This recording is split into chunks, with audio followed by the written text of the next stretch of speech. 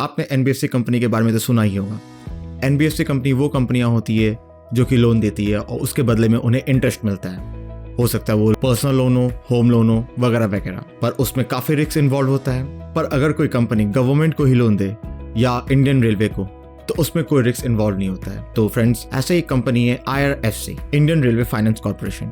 ये company Indian railway को loan देती है ताकि वो अपने इंफ्रास्ट्रक्चर डेवलपमेंट और बाकी सब खर्चे को निभा सके। जी हाँ, IRFC इंडियन रेलवे को फाइनेंस करती है। तो फ्रेंड्स, IRFC अपना IPO लॉन्च करने वाला है 18 जनवरी 2021 यानी मंडे को। आज का वीडियो बेस्ड होगा IRFC IPO पे। अब इसमें अप्लाई करना चाहिए या नहीं करना चाहिए, इसके लिए आपको अंत तक बने रहना जरूरी है। पर उससे पहले प्लीज लाइक और सब्सक्राइब करना ना भूले और मेरा ट्विटर और टेलीग्राम चैनल जरूर फॉलो करिए, जिसे मैं डेली अपडेट स्टॉक्स खास करके निफ्टी और बैंक निफ्टी पे देता रहता हूँ। तो फ्रेंड्स, चलिए चलते हैं।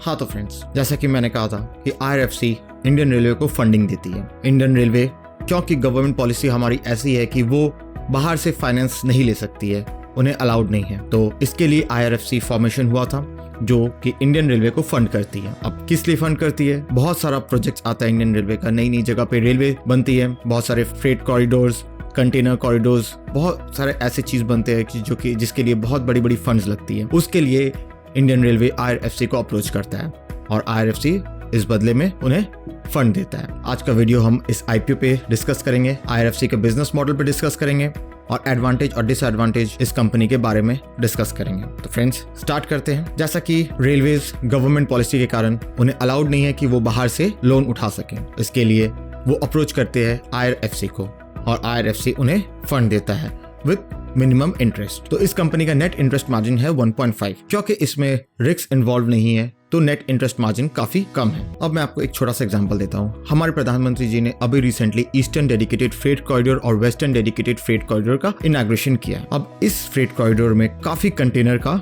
रिक्वायरमेंट होगा। एक कंटेनर लगभग 2.5 लाख से 4.5 लाख का, डिपेंडिंग अपॉन द साइज का प्राइस है। तो इसके लिए काफी ह्यूज अमाउंट का, तो ये फंड कहाँ से आएगा? ये फंड आएगा IRFC से। IRFC इंडियन रेलवे को फंड करेगा, पर क्योंकि रिस्क काफी कम है, रिस्क इनफैक्ट 0 है, तो इसलिए नेट मार्जिन बहुत ही कम है, 1.5%। और इंडियन रेलवे प्लान कर रही है कि वर्ल्ड क्लास फैसिलिटी हर एक स्टेशन में दिया जाए, तो इसके लिए भी काफी अच्छा अमाउंट लगेगा। और वो कहाँ अप्रोच करेंगे? IRFC को। तो बिजनेस मॉडल काफी अच्छा है, ये मोनोपोली बिजनेस है और खास करके गवर्नमेंट का फुल सपोर्ट है। देखा जाए तो इस कंपनी का PE रेशियो 6.6 है, जो कि इंडस्ट्री का PE रेशियो है 17, जो कि कुछ खास नहीं है। ROE है 13% और नेट प्रॉफिट मार्जिन है 25%। सबसे बड़ी एडवांटेज इस कंपनी की ये है कि NBFCs में काफी बड़ी बड़ी NPAs होती है, पर क्योंकि ये IRFC सिर्फ गवर्नमेंट को, खास करके इंडियन रेलवे को लोन देती है, फंडिंग करती है, तो इसका NPA 0 है, जो कि बहुत बड़ा एडवांटेज है इस कंपनी के लिए। CAGR का ग्रोथ काफी 50% के लगभग है। इस कंपनी के क्रेडिट रेटिंग भी काफी अच्छी है। ये कंपनी का कॉस्ट ऑफ बोरिंग बहुत ही मिनिमम है,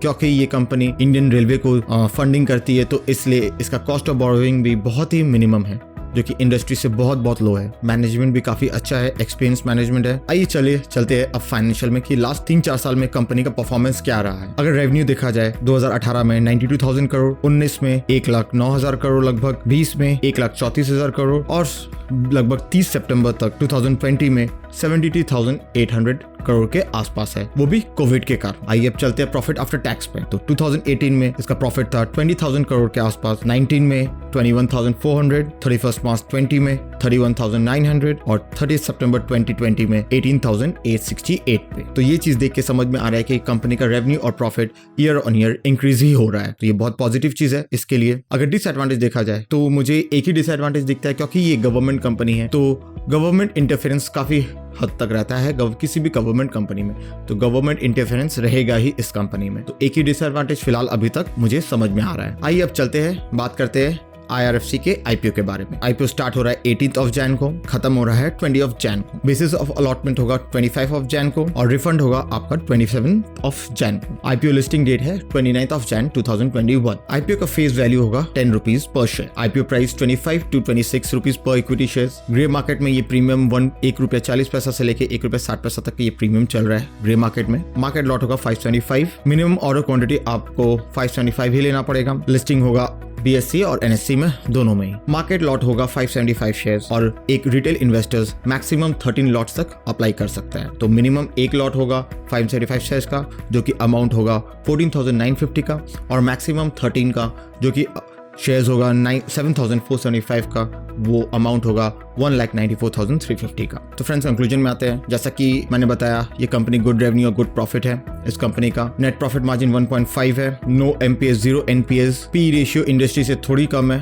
पर it's okay, ROE 13%, it's good, और net profit margin is 25%। So overall it's a good company. तो जैसा कि आप अभी ट्रेंड चल रहा है कि कोई भी IPO आ रहा है वो ऊपर ही खोल रहा है, हो सकता है कि डबल ट्रिपल, ये मैं नहीं जानता, पर अभी ये ट्रेंड चल रहा है और ये कंपनी भी काफ़ी अच्छी है। तो मुझे लगता है कि thumbs up for this company, apply करना चाहिए। अगर आपको लगता है कि इसमें अप्लाई करना चाहिए या नहीं करना चाहिए, प्लीज़ अपने व्यू के संग मेरे कमेंट सेक्शन में ज़रूर कमेंट करिए। और अगर मेरा वीडियो आपको अच्छा लगा हो तो प्लीज़ लाइक और सब्सक्राइब करिए, और मैं ट्विटर और टेलीग्राम चैनल ज़रूर फॉलो